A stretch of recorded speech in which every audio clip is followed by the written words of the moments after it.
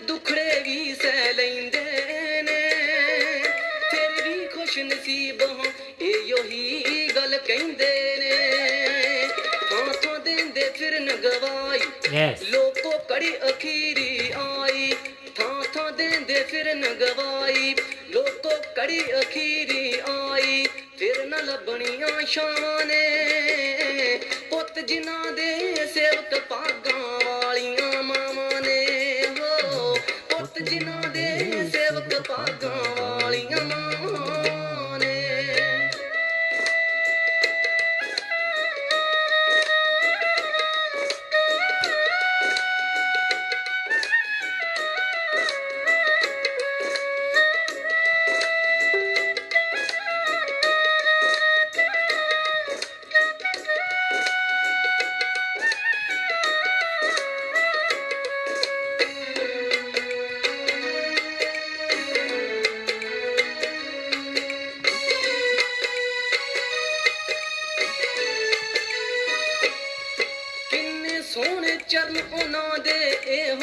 लिखिया है जेड़े दिंदे हरदम यसू नां दी सिक्ख्या है किन्ने सोहणे चरण उन्हां दे हो लिखिया है जेड़े दिंदे हरदम यसू नां दी सिक्ख्या है जिस घर विच जाके बहिंदे तेरा शुक्र मालिका कहिंदे जिस घर विच जाके बहिंदे तेरा शुक्र मालिका कहिंदे भजदियां दूर बलावां ने पुੱਤ जिन्हां दे सेवक भागां वालियां मावां ने पुੱਤ जिन्हां दे सेवक भागां वालियां मावां ने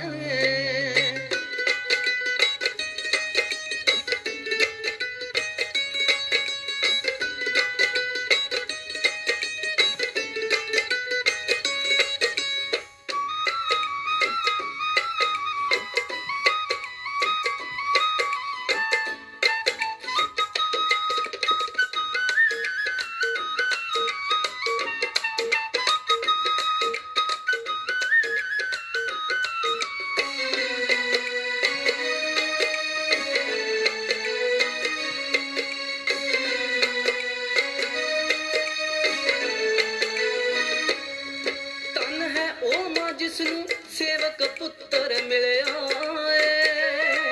उस दा जीवन खुशियां चावां दे नाल खिलिया धन है ओ मां जिसनू सेवक पुत्र मिलिया उस दा जीवन खुशियां चावां दे नाल खिलिया आखिरा झूले लावाला यसू है सब दा रखवाला आखिरा झूले लावाला यसू है सब दा रखवाला रंगीला दिलों दुआवां ने पुੱਤ जिन्हां दे सेवक भागां वालियां मावां ने हो पुੱਤ जिन्हां दे सेवक भागां वालियां मावां ने हो पुੱਤ जिन्हां दे सेवक भागां वालियां मावां ने हो पुੱਤ जिन्हां दे सेवक भागां वालियां मावां ने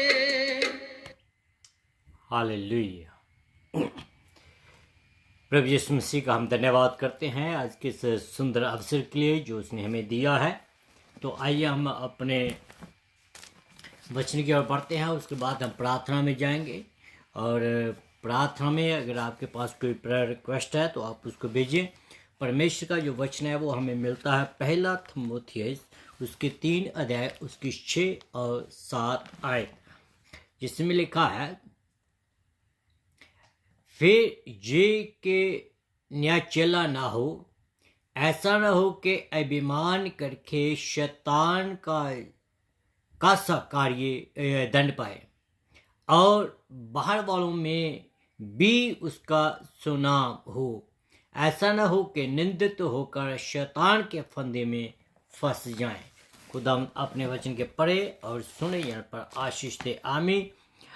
अनुग्रह कर स्वर्गीय परमेश्वर, तेरा धन्यवाद करते हैं आज के सुंदर अवसर के लिए जो तूने आज हमें दिया है कि हम तेरी आराधना ते स्तुति ते प्रशंसा करें। धन्यवाद करता हूँ पिता परमेश्वर, सचमुच में प्रभु जी जो हमारी माताएं हैं जिनको पिता परमेश्वर तूने सेवक दिए हैं उनके जीवन के लिए तेरा धन्यवाद करते हैं। खास करके मैं भाई राजू रंगीला उसके पूरे परिवार को मैं तेरे हाथों में देता हूँ, जिनकी जो मदर है वो तेरे पास आ चुकी है।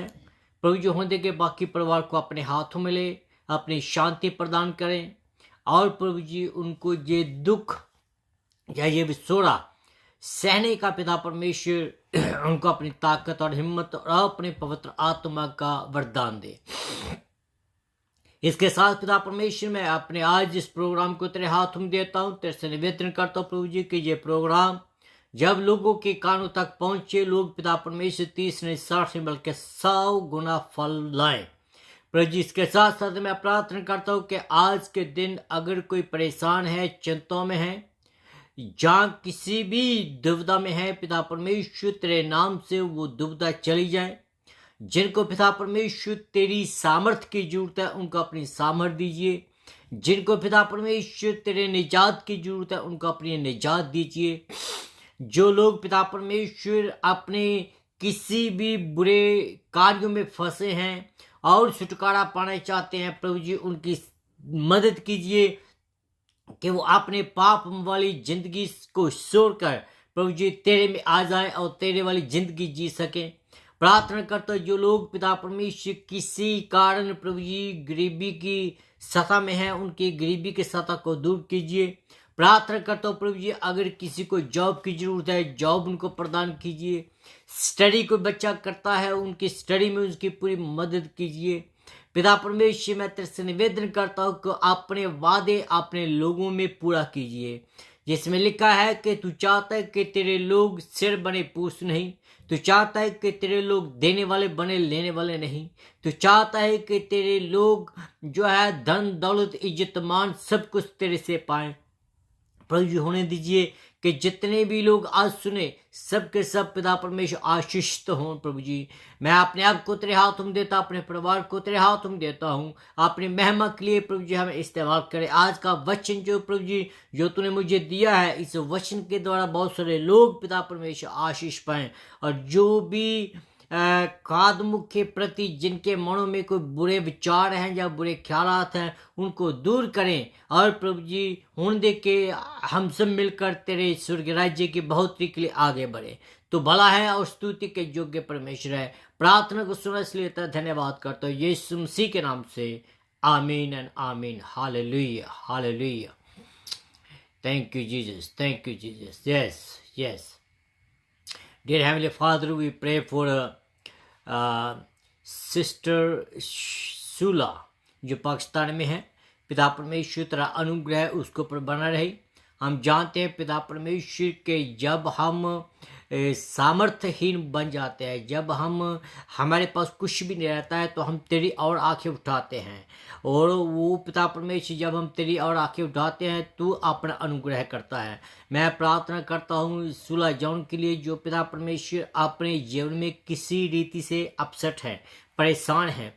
मैं नहीं जानता हूँ कि क्या रीजन है, बल्कि तू जानता है यीशु राजा, क्योंकि तू एक सा परमेश्वर है। तू जहाँ भी वही परमेश्वर है, पाकिस्तान में भी तू वही परमेश्वर है, इंडिया में भी वही परमेश्वर है, ऑल ओवर द वर्ल्ड तू एक जैसा परमेश्वर है। तेरा अनुग्रह पिता परमेश्वर होने दे कि तेरी उस बच्ची के ऊपर और उसे पूरे परिवार के ऊपर होने दीजिए। पिता परमेश्वर जो भी उनकी परेशानी है, फाइनेंशियली उनकी जो प्रॉब्लम है उसको दूर कीजिए, मेंटली जो परेशानी है उनको दूर कीजिए। अगर प्रभु जी उनकी परेशानी फिजिकली है, उस फिजिकली परेशानी को दूर कीजिए। अगर कोई फैमिली के तौर पर वो परेशान है, उनके फैमिली की उस मुश्किल को पिता परमेश्वर दूर कीजिए। हम सब बातें तेरे हाथ में देते हैं, तू भली बातें जानता है। प्रभु जी तेरा अनुग्रह उस पूरे परिवार के ऊपर बना रहे, यीशु के नाम से मांगता हूँ, आमीन and amen. Hallelujah hallelujah. Thank you Jesus, thank you Jesus. तो आइए हम अपने वचन की ओर बढ़ते हैं।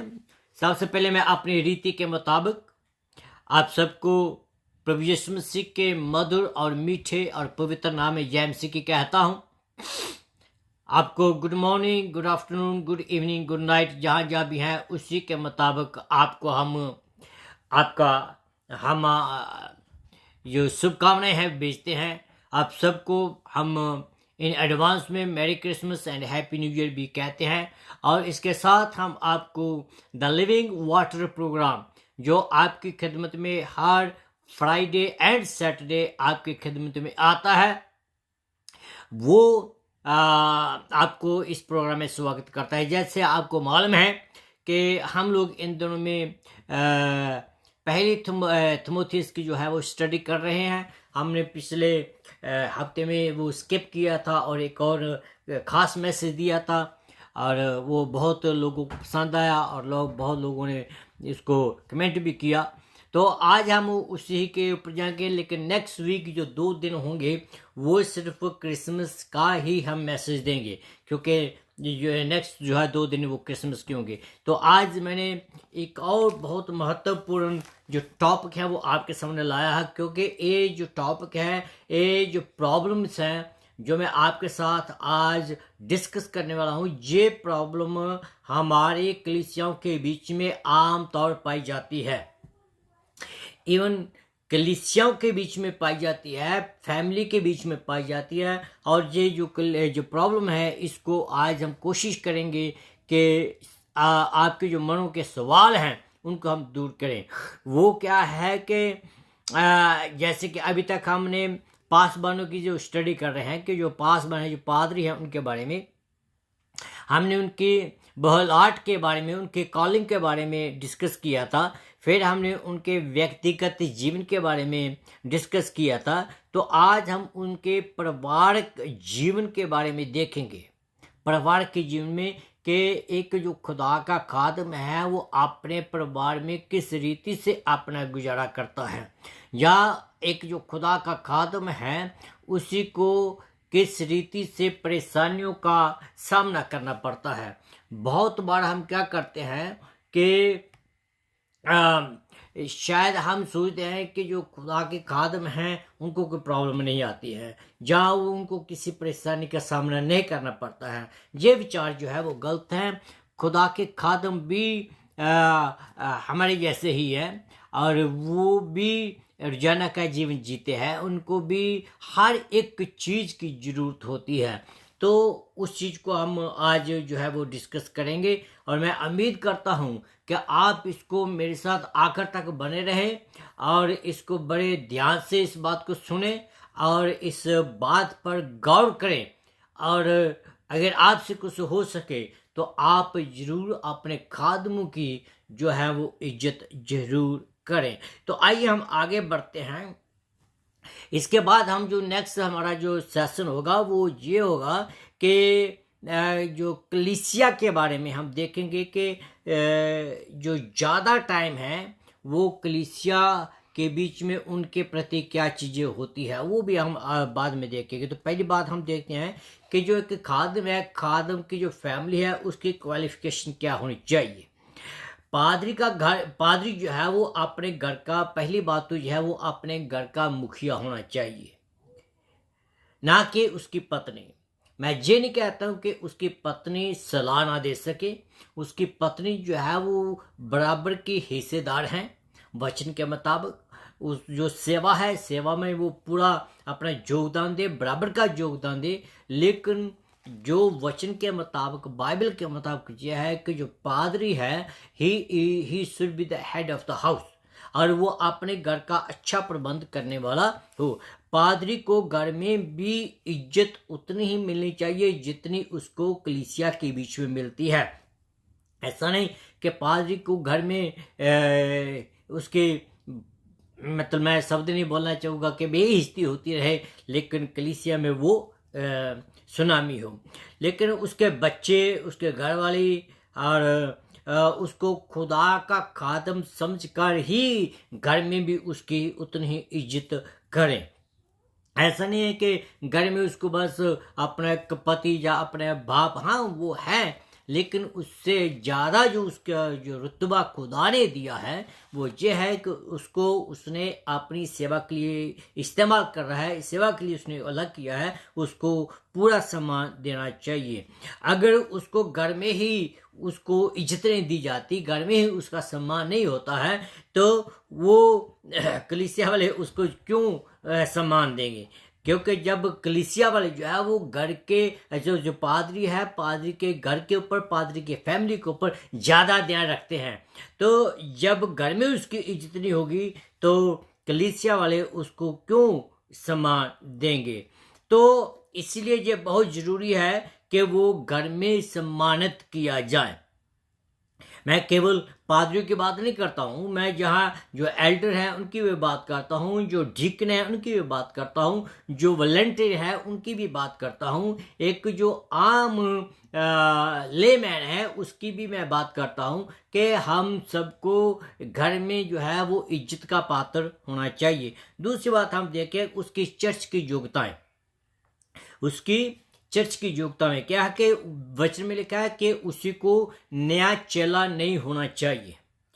पादरी को जब हम हायर करते हैं, हायर करने से पहले हमें ये देखना है, ये बहुत ही जरूरी है, बहुत ही इंपॉर्टेंट चीज़ है कि क्या पादरी सचमुच में बाइबल में अपने विश्वास में पक्का है या नहीं। बहुत सारे लोग जो हैं बस आज उसने थोड़ी सी बाइबल के वर्सेस को याद किया और वो बाइबल को उठाकर वो बाइबल का वचन शुरू कर देते हैं। हाँ, अगर खुदा ने सचमुच में खुदा ने उसको चुना है तो उसके चाल चलन से पता चलता है। तो अगर वो आदमी बस कल किसी पादरी के साथ रहकर वो वचन शेयर करता है, पादरी उसको मौका देता है टाइम टू टाइम प्रीच करने का, और किसी रीति से पादरी के साथ उसकी अनबन हो जाती है तो वो उठकर अपने 4 आदमी ले और अपनी दूसरी कलीसिया बना लें। That is not the right thing to do. तो आगे हम आगे बढ़ते हैं। अगर वो नया चला है और उसको ऐसी जिम्मेवारी कहता है कि नहीं दी जानी चाहिए जो कि कलीसिया को एक तबाही की ओर ले जाए। जो नए नए जो विश्वासी होते हैं, अगर हम उनको कोई बड़ी जिम्मेवारी दी जाती है तो वो तबाही की ओर कलीसिया को ले जा सकती है। मुझे याद है कि जब मैं पहली बार जब मेरी अपॉइंटमेंट हुई थी, जब मैं कॉलेज से बाहर आया था और कॉलेज के बाद लुधियाना के बीच में मेरी जब अपॉइंटमेंट हुई थी, तो जो मेरा मेंटर था उसने मुझे कहा कि कलीसिया को बनाने के लिए सालों साल लग जाते हैं और उसको बर्बाद करने में चंद मिनट लगते हैं, तो इस बात का ख्याल रखिएगा। तो सचमुच वो बात मुझे आज भी याद है और वो परमेश्वर के मुताबिक ही उसने मुझे कही थी और जो बिल्कुल सच है। तो इसलिए हमें उनको वही जिम्मेवारी देनी चाहिए जो उसी के मुताबिक, जो वचन के मुताबिक हो। तो आगे बढ़ते हैं। खुदा का सेवादार को ऐसी सेवा की जिम्मेवारी देने से पहले ये देख लें कि उसको बाइबल की जो शिक्षा है वो ठीक ठाक वचन का प्रचार आता है उसको, या वचन के महीने आते हैं, या कोई अपनी डॉक्ट्रिन आपके सामने तो नहीं रख रहा। फिर दूसरी बात हम देखते हैं, उसकी गवाही कलीसिया के बाहर भी होनी चाहिए। कलीसिया के बाहर भी उसकी गवाही जो है वो अच्छी होनी चाहिए। पासवान को एक ऐसा मनुष्य होना चाहिए जो कि मसीही समुदाय को छोड़कर, मसीही समाज को छोड़कर, कलीसिया को छोड़कर दूसरे समुदाय के, दूसरे धर्मों के लोगों के बीच में भी उसकी इज्जत होनी चाहिए। मुझे मालूम है कि जब हमारा जो गांव है जो इंडिया में, तो वो जो पादरी है उस पादरी की जो इज्जत है बाहर दूसरे लोग भी करते हैं। हिंदू, सिख, जो दूसरे आर्य समाज है, बजगर है, जो सब जाति जो है उसकी इज्जत करते हैं। क्यों? कि उसने अपना करैक्टर इसी रीति से बनाया होता है। तो इसका मीनिंग ये है कि दुनिया के सामने वो अपना सही जीवन व्यतीत उसको करना चाहिए। ये जिम्मेवारी जो है वो पादरी के ऊपर बहुत बड़ी है। उसको घर के बीच में, उसको कलीसिया के बीच में और उसको समाज के बीच में भी एक जैसा जीवन जीना है। ऐसा ना हो कि बाहर अगर किसी से उसने पैसे लिए हैं, वो उसको पैसे दबा कर बैठ जाए वो देना, फिर लोग जहाँ भी जाए रास्ते में उसको रोकें और उसके पैसे मांगे, बेइज्जती करें। ये जो सब बातें हैं ये ऐसी नहीं होनी चाहिए। सभी के साथ, सभी के साथ, चाहे वो मसीही हैं चाहे वो गैर मसीही हैं, उसका व्यवहार जो है वो एक जैसा होना चाहिए। उसके संबंध जो हैं वो अच्छे होने चाहिए।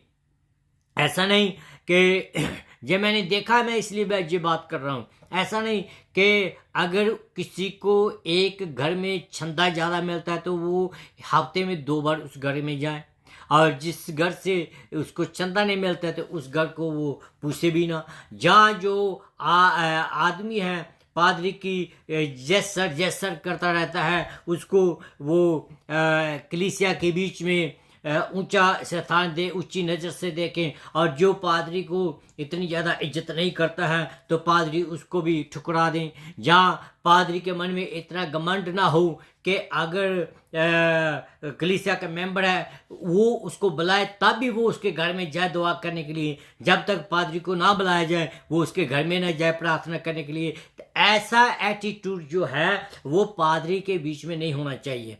पादरी जो है वो बिल्कुल पारदर्शी होना चाहिए। पादरी के लिए एक जो झुग्गी में रहने वाला है उसके लिए भी उतना प्यार होना चाहिए, और जो एक 2 मंजिल की कोठी में रहता है उसके लिए भी उतना ही प्यार होना चाहिए। अगर कोई आईजी है उसके लिए भी उतना प्यार होना चाहिए, अगर कोई लैंडमैन है उसके लिए भी उतना प्यार होना चाहिए। ये परमेश्वर का वचन जो है वो हमें बताता है। तो आगे हम बढ़ते हैं। मीनिंग के परमेश्वर के दास को हर एक को एक नज़र जैसे हमें देखना है। अगर इन बातों ने आपको परेशान किया है जो मैं आप बता रहा हूं तो अच्छी बात है, और आपको ये बातें जो है आपको परेशान करनी भी चाहिए, हमें परेशान होना भी चाहिए इन बातों से। सच में किसी भी पादरी को ये नहीं लगता कि वो जो कुछ भी है उसे वो नापता है। हालांकि हमें वो सब कुछ करने का प्रयास करना है जो परमेश्वर हमसे चाहता है। Doesn't matter what happen, we on our part we have to do our part in honestly। बड़ी सच्चाई के साथ हमें अपना जो हिस्सा है वो अदा करना है। हमें खुदा की नज़रों में अच्छे बनना है। We have to be a good in God's sight. We have to be a faithful in God's sight. We have to be honest in God's sight. जो भी हम कर सकते हैं, जो भी हमारे पास है, उसी के साथ हम प्रभु की सेवा करें। उसी के साथ हम अपने दास जो प्रभु के दास है उनकी देखभाल करें, और सही प्रकार का जो चरित्र है वो हमारा होना चाहिए। तो आगे हम देखते हैं, क्या आपने देखा है कि डीकन की पत्नी के लिए भी कोई योग्यता होती है? डीकन की पत्नी के लिए कोई योग्यता होती है? पास्टर जो है उसकी पत्नी के लिए ही क्यों योग्यता होती है? सिर्फ ये एक विचार है, थियोलॉजिकल ये डिबेट नहीं है, थियोलॉजिकल नहीं है, सिर्फ एक विचार है। वो विचार मैं आपके साथ रखना चाहता हूं, जो मेरे ख्याल में मैंने अब तक ये नहीं पढ़ा कि डीकन की, बल्कि एक पादरी की लिए है। हाँ, जो पादरी, डीकन, एल्डर, बाइबल में इन सबको एक जैसा देखा गया है, लेकिन जब कलीसिया की बात आती है तो कलीसिया के बाद डीकन की पादरी को कोई नहीं देखता, एल्डर की जो वाइफ को कोई नहीं देखता, या जो वुमेन हमारी बहन जो कोई एल्डर है उसकी जीवन को नहीं देखता, बल्कि वो पादरी की घर को, पादरी की वाइफ की जीवन को जरूर देखता है। तो ये एक विचार है। तो पादरी की पत्नी जो है वो घर की घर के एक साथ रखती है, पादरी की जो पत्नी है, और इसके साथ साथ वो घर के जितने भी काम है और जो चर्च के काम है उनको भी वो देखती है। वो प्रार्थना करती हैं। जी, मैं बड़े घमंड के साथ कह सकता हूँ, बड़े विश्वास के साथ कह सकता हूँ कि जो पादरी की जो वाइफ हैं, अगर सचमुच में खुदा ने चुना है, अगर सचमुच में सेवा करते हैं, सिर्फ जॉब के लिए नहीं कि उनको जॉब मिली है, जहां वो अपना घर का निर्वाह करने के लिए नहीं, अगर सचमुच में वो खुदा की सेवा करते हैं, जो सचमुच खुदा की महिमा के लिए चुना हुआ परिवार है, तो उसकी जो पत्नी है उस पादरी का पूरा पूरा साथ देती है। वह अपने पति का साथ देती है, उसके साथ काम वो करती है, और पत्नी के साथ उसके पास और भी बहुत सारे काम होते हैं जो करने के लिए होते हैं। इसलिए आप इसको दूसरों के साथ ना जोड़ें। उसकी जो पत्नी है पादरी की, उसको भी हमें पूरा रिस्पेक्ट देने की जरूरत है, अगर वो सचमुच में खुदा की तरफ से चुने हुए हैं। तो अगर अपने रेपुटेशन के लिए खुदा की सेवा कर रहे हैं, जहां अपने पेट के लिए खुदा की सेवा कर रहे हैं, तो वो अलग बात है। लेकिन मैं आपको ये कहना चाहता हूं कि जो परिवार खुदा की सेवा के लिए चुना हुआ खुदा की ओर से, वो ये जो गुण हैं उनके जीवन में जरूर होते हैं। और काम करने की एक जो खुदा की दासी है, मैं उसको कहता दासी कहूंगा, कि वो काम करने से वो कतराती नहीं है। कोई भी काम उसको दे दो, हार्ड वर्क काम भी दे दो, वो करती है। उसको अकेला छोड़ देना चाहिए हमें, ताकि वो कलीसिया में सबसे मुश्किल काम जो है वो आसानी से कर सके। तो ये थी उसके बारे में कुछ बातें। आगे हम देखते हैं कि आपकी जिम्मेवारी, जो हमारी जिम्मेवारी है, वो पादरी के मतलब क्या है। तो इसमें आगे बढ़ने से पहले आइए हम एक और गाने को सुनते हैं, फिर हम देखते हैं कि हमारी जो सेवा है, हमारे जो कर्तव्य है वो क्या है। तो गाना सुनते हैं, एक मेरे नेफ्यू ने गाना गाया है ये, तो आइए हम सुनते हैं इसको।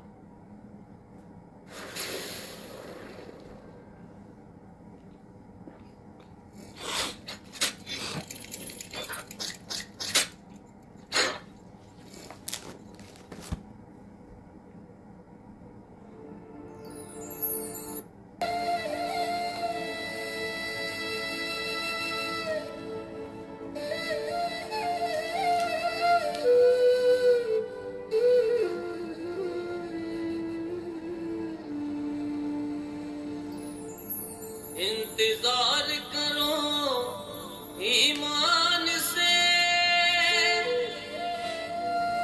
गाओ हमद यीशु की शान से। है उसने किया जो वादा, है उसने किया जो वादा, पूरा करने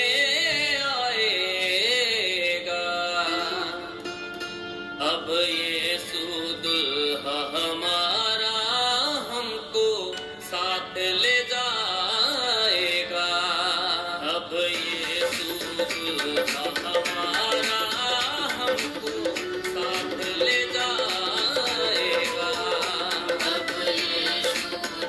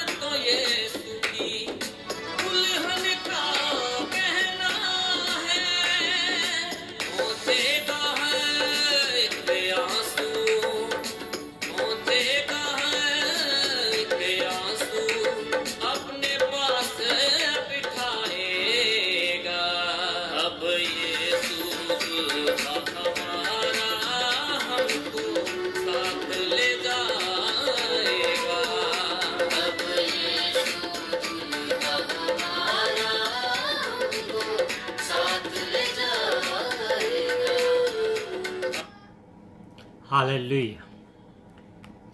तो इसलिए आइए हम आगे बढ़ते, तो हम देखते हैं कि जो परमेश्वर के कलीसिया है उनके संबंध में बारे में कुछ बातें हमने पहले देखा था कि कलीसिया के जो पादरी है उसका अपना पर्सनल जीवन, उसके घर का जीवन और उसका बाहर का जीवन। हम देखते हैं कि जो कलीसिया है, कलीसिया के या परमेश्वर की कलीसिया, उसके प्रति परमेश्वर क्या कहता है कि उनका रोल क्या है कलीसिया के बीच में और पादरी के प्रति। अपने पादरी को सम्मान दें। खुदा का वचन कहता है कि पादरी जो है वो दोहरे डबल ऑनर का वो योग्य है। मीन के पादरी जो है वो दोहरे सम्मान का योग्य है। अगर खुदा का बंदा वो ही करता है जिसके लिए खुदा ने उसको बुलाया है, तो कलीसिया का कोई भी अधिकार नहीं है कि उसका वो कोई विरोध करे।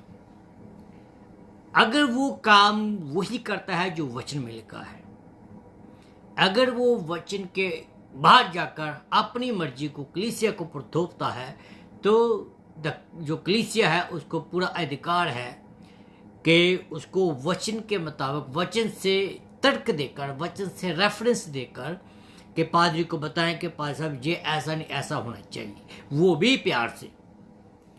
चर्च को ये याद रखने की जरूरत है कि उनका जो पादरी है उनको गलत काम करने के लिए वो नहीं कहता है,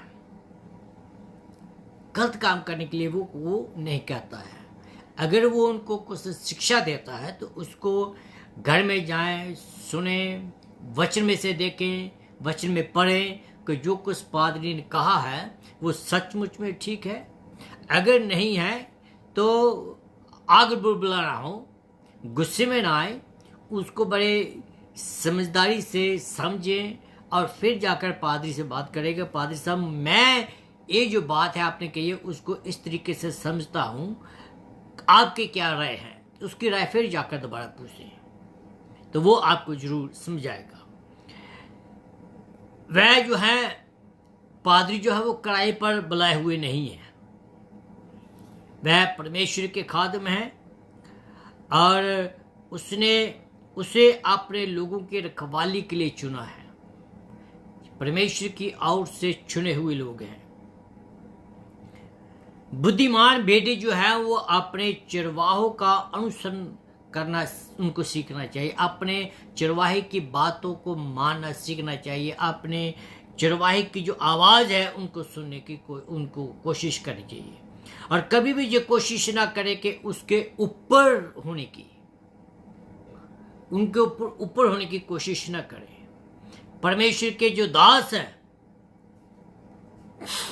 उनको अपने बेटे समझने की कोशिश करने में ये दोषी ना बने।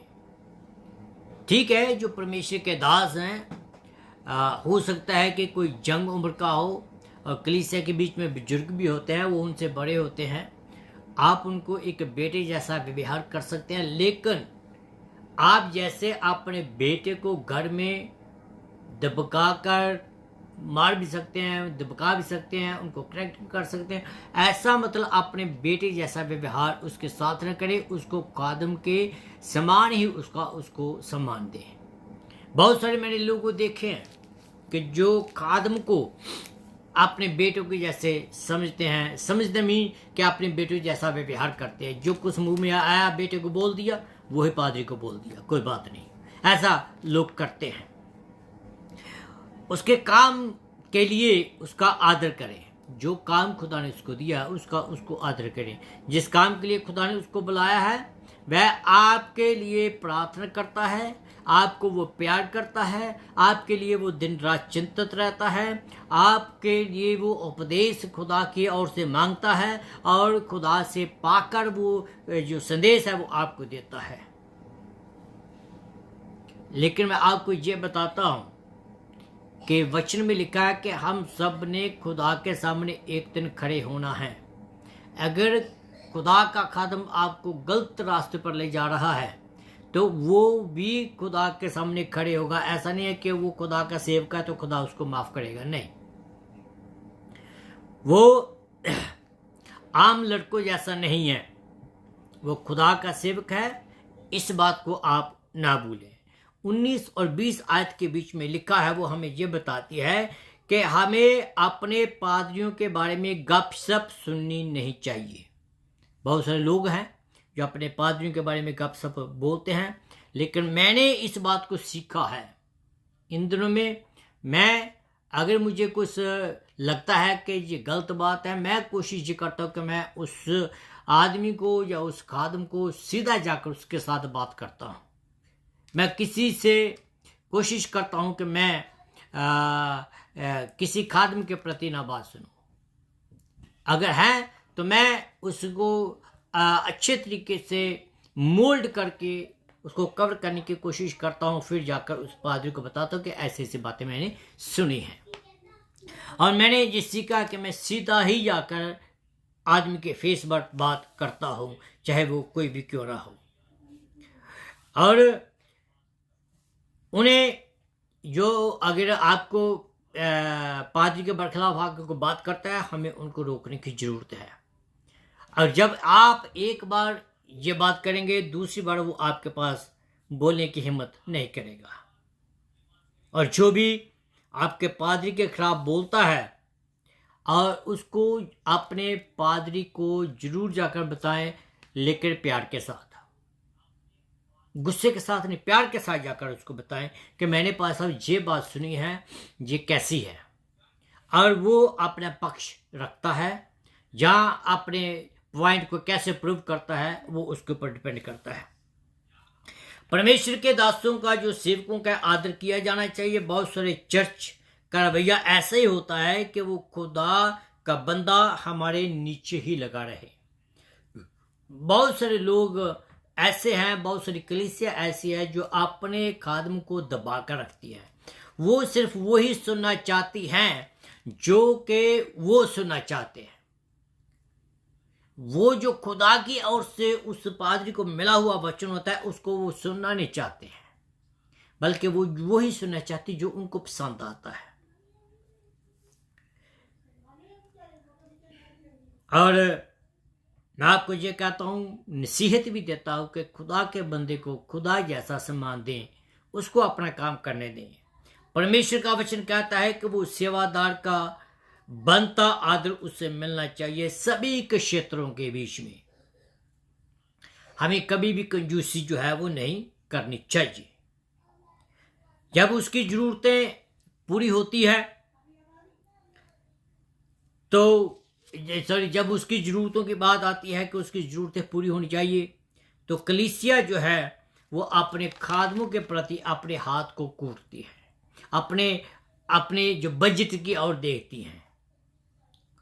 लेकिन मैं आपको यह बात बताता हूं कि जब कलीसिया खुदा के खादिम की जरूरतों को पूरा करती है तो कलीसिया बढ़ती है। जब कलीसिया खुदा के खादिम की जरूरतों को पूरा करती है तो जो कलीसिया है वो एक्सपैंड होती है। ये कलीसिया की जिम्मेदारी बनती है। अगर आप अपनी कलीसिया के पादरी को या अपनी कलीसिया को टीवी पर, रेडियो के ऊपर या और बड़े मंच पर देखना चाहते हैं, तो आप अपने पादरी की जो है वो जरूरतें पूरी करें। उसको दूसरी जगह पर जाकर काम करने की नौबत ना आनी पड़े। खुदा के खादमों को ताजा किया जाना चाहिए, रिफ्रेशमेंट उसको देनी चाहिए। आपने कभी सोचा भी नहीं होगा कि खुदा का खादम किन किन मुश्किलों में से गुजरता है। आपको लगता है कि आपकी तनख्वाह का आकार निर्धारित करने वाले लोग को वो प्रचार करना एक आसान बात नहीं है। दूसरे शब्दों में मैं कहूं इसको आसानी से कि जो लोग पादरी की तनख्वाह को निर्धारित करते हैं, उनको वचन सुनाना एक आसान बात नहीं है। कलीसिया अच्छे घरों में और अच्छी कारों में अच्छा जीवन जीना चाहती है, पर जब खुदा के खादम की बात आती है तो हम कंजूसी करना शुरू कर देते हैं। दूसरा कुरिन्थियों उसका 11 अध्याय उसकी 20 आयत में लिखा है कि मैं बस इतना कह रहा हूं कि अपने पासवान के लिए प्रार्थना करें, उसे प्यार करें, उसे बताएं कि उसके द्वारा जो संदेश दिया गया है आपके जीवन में किस रीति से आशीष लाता है। फिर कलीसिया अपने खादम की कैसे मदद कर सकती है, ये आखिरी हमारा पॉइंट होगा।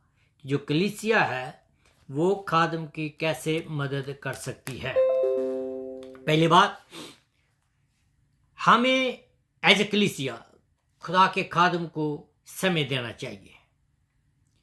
उसे प्रार्थना करने का समय, वचन को सीखने का समय, उसको अपनी कठपुतली ना समझे। He need a time. He need a time to rest physically. He need a time to rest mentally. He need a time to prepare himself. He need a time to learn from the Word of God, means to study. He need a time as all of us we need. उसको जैसे मैंने कहा है कि हमें उसको अपनी कठपुतली ना समझे। वो हर एक समय आपकी मदद करने के लिए हाजिर होता है, चाहे आप उसका अपना जीवन कितनी मुश्किल में से गुजरता हो, लेकिन वो आपकी मदद के लिए जरूर आता है। और अपने कभी कभी अपने घर को वो रिजेक्ट करता है, अपने घर के हालातों को रिजेक्ट करता है। मैंने खुद किया है। मेरी घर वाली कभी कभी घर में बीमार पड़ी होती थी, फिर मैं कलीसिया के कामों के लिए जाता था। मेरी घर वाली अपने घर में अपने मंजे पर बीमार होती थी, तो मैं कलीसिया के लिए लोगों के लिए उनके घरों में प्रार्थना करने के लिए जाता था। That is the attitude the pastor should have. ऐसा नहीं कि मुझे बुलाए तब मैं जाऊं, जरूर कि दूसरों का पादरी को नहीं। No no no no no no, ये attitude is not the right thing. We need to call the people. We need to follow the people. We need to take care of our sheep. उसके लिए प्रार्थना करें, ये बहुत ही important है। जब वो प्रीच करता है तो ध्यान से सुने। ऐसा नहीं कि आपका ध्यान कहीं और है। उसने ये संदेश लाने के लिए, आप तक लाने के लिए उसने बड़ी मेहनत की है। ये संदेश लाने के लिए उसने टाइम स्पेंड किया है, लेकिन उसके संदेश को ऐसे ना जाने दें और उसको बड़े ध्यान से सुने। चौथी बात जो कलीसिया अपने पादरी के लिए कर सकती है, उसकी ज़रूरतों का ख्याल ध्यान जरूर रखें। इसका मतलब ये है कि हर एक मेंबर चर्च में अपना योगदान पाए। लेकिन बड़े दुख की बात है कि कलीसिया में सिर्फ 20% जो लोग हैं वो बाकी 80% लोगों का ध्यान रखती है। मीन कि 80% जो लोग हैं वो वफादार हैं। सॉरी 20%, 80% जो लोग हैं वो बस चर्च में आते हैं, अपना वचन सुनते हैं और चले जाते हैं।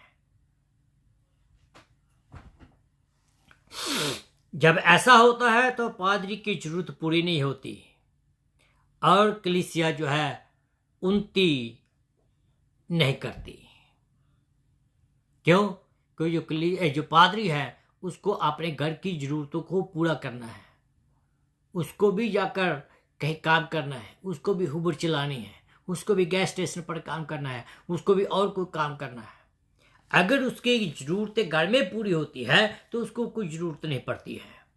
इसलिए अपना जो 10वां हिस्सा है वो अपने घर के, अपनी भेंट जो है वो खुदा के घर में जरूर लाए। अगर कलीसिया परमेश्वर के दास के लिए काम करती है तो खुदा जो तो खादम है प्रभु की सेवा करने में स्वतंत्र रहता है और वो कलीसिया जो है प्रभु की ओर से आशीष पाती है। जो कलीसिया अपना 10वां हिस्सा निकालती है, सिर्फ 10वें हिस्से का प्रचार नहीं करती। मैं ये नहीं कह रहा हूँ कि 10वें हिस्से का प्रचार करना चाहिए। मैं आपको ये बताता हूँ कि 100% जो कलीसिया है वो ये प्रचार करती है कि 10वां हिस्सा लो, 10वां हिस्सा लो। पर आई बिलीव दैट 50% जो चर्चेस हैं वो अपना 10वां हिस्सा निकालती हैं। That's a sad part, that is a sad part. इसलिए जो कलीसिया हैं वो आगे नहीं बढ़ती हैं। पर मुझे इस बात की खुशी है कि मुझे खुदा ने ये हिम्मत दी और दलेरी दी कि मैं इस वचन को आप तक पहुंचा सकूं। अपने खादम को आज़ादी से काम करने दें और आप अपने खादम की सेवा जरूर करें, किसी भी हालात में, जो भी आपसे हो सकता है। खुदावंद आप सबको बरकत दे। तो आइए हम एक और जो गाना है वो सुनते हैं। ये जो गाना है, ये इस गाने से सुनने से पहले हम प्रार्थना करेंगे और प्रार्थना से बाद इस गाने को सुनेंगे। ये गाना मैंने खुद लिखा है, भाई राजू रंगीला जो है उसने इसको गाया है। तो आइए हम अपने सिर को झुकाएं, दुआ में जाएं और एक बार फिर हम अपने सिर को झुकाते हुए इस बात को जानें कि हमारा खुदावंद आपके साथ है। प्रभु यीशु तेरा धन्यवाद करते हैं, तो भला है और स्तुति के योग्य परमेश्वर। धन्यवाद करता हूँ प्रभु जी तेरे रहमतों के लिए, तो सच्चा और जीवता परमेश्वर है। तेरा धन्यवाद करता हूँ तेरे खादमों के लिए, जिन खादमों को पिता परमेश्वर तूने अपनी महिमा के लिए चुना है, उनके लिए मैं तेरा धन्यवाद करता हूँ। धन्यवाद करता हूँ पिता परमेश्वर के, उनको जो वचन तूने दिया उस वचन के लिए तेरा धन्यवाद करता हूँ। उनके परिवारों के लिए मैं तेरा धन्यवाद करता हूँ। मैं प्रभु जी तेरा धन्यवाद करता हूँ कि तेरी आशीषें उनके द्वारा जो तेरे लोग पाते हैं, उनके लिए तेरा धन्यवाद करता हूँ। मैं धन्यवाद करता हूँ पिता परमेश्वर के जो कलीसिया के मेंबर दुख में, परेशानी में, चिंता में हैं, प्रभु जी तेरे दास उनकी मदद के लिए आगे बढ़ते हैं, तेरे वचन से तसल्ली देने के लिए उनके लिए मैं तेरा धन्यवाद करता हूँ। मेरे अनुग्रह का ईश्वर की परमेश्वर, मैं प्रार्थना करता हूँ कि कलीसिया के हर एक मेंबर को ये समझ और बुद्धि दीजिए कि वो अपने दास की रखवाली करे। हमें सबको प्रभु जी ये समझ दीजिए कि हम तेरी आराधना, तेरी स्तुति, तेरी प्रशंसा मिलकर कर सके। मेरे प्रभु जी मैं प्रार्थना करता हूँ एक बार फिर अपनी बहन जो पाकिस्तान के बीच में है, उनकी ज़रूरतों को तो जानता है प्रभु जी, उनको तो बहुत अच्छी बरकत दें। उनके दुख, दर्द, बीमारी, परेशानी, चिंता में उनकी मदद कीजिए पिता परमेश्वर। बाकी जितने भी मेरे सुनने वाले हैं, हर एक को तेरे हाथ में देता हूँ। हर एक के ऊपर पिता परमेश्वर 30 नहीं 60 बल्कि 100 गुना फल लाए। हर एक पिता परमेश्वर तेरी ओर से आशीष पाए। हर एक पिता परमेश्वर तेरे वचन में बढ़ता चला जाए। हर एक पिता परमेश्वर बहुतायत का जीवन जिए। हो पिता परमेश्वर तो बड़ा है और स्तुति के योग्य परमेश्वर है। मैं प्रार्थना करता हूँ प्रभु जी के अभी तक अगर कोई तेरे वचन के मुताबिक जिसने अपने जीवन को तुझे नहीं दिया है, वो पिता परमेश्वर तुझे अपना जीवन दे और तुझे अपना उद्धारकर्ता करके समझे, तो बड़ा है और स्तुति के योग्य परमेश्वर। मैं अपने परिवार को तेरे हाथों में देता हूँ। मेरे परिवार को बहुत ऐद के बरकत दीजिए। इस प्रार्थना को सुन कबूल का प्रार्थना यीशु मसीह के नाम से मांगता हूँ, आमीन आमीन हालेलुया। तो आइए हम इस गाने को सुनते हैं और इस गाने के साथ आप मुझे इजाज़त दें, तो फिर हम आपके सामने नेक्स्ट फ्राइडे को खुदा के वचन को लेकर आएंगे। ये बहुत प्यारा गाना है, प्लीज सुनिए, तसल्ली देने वाला है। मैं न डरूंगा, मैं न डरूंगा। आजमाइशों से मैं हंस के लड़ूंगा, मैं न डरूंगा, मैं न डरूंगा।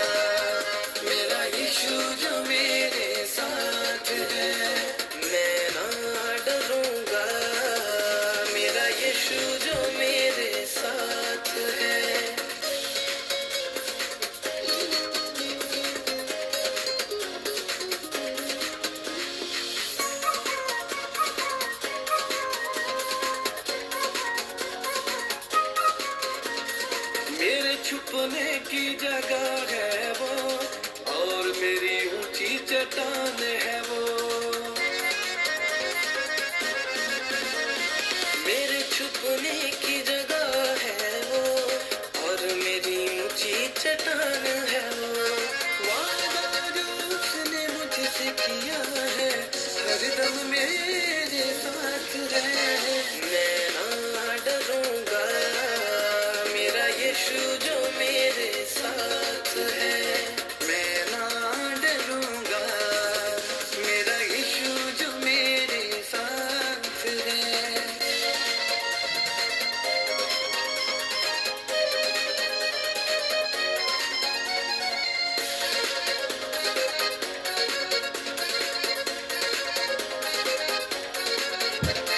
चाहे हो अंधेरी आज की रात, होगी कल एक नई सुबह की शुरुआत। चाहे हो अंधेरी आज की रात, होगी कल एक नई सुबह की शुरुआत। धरती अंबर जो कुछ उसमें, सब कुछ उसके हाथ है। मैं ना डरूंगा, मेरा यीशु जो मेरे साथ है।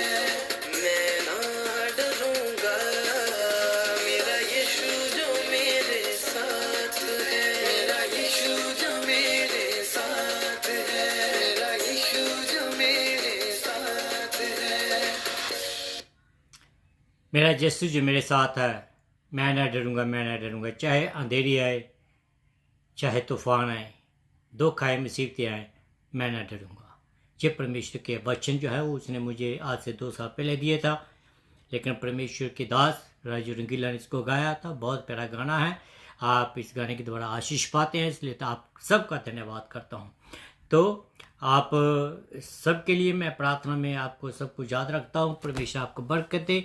आपको फिर मिलेंगे नेक्स्ट फ्राइडे। तब तक के लिए खुदावंद आप सबको संभाल कर रखे। खुदावंद आपको बरकत दे। आमीन।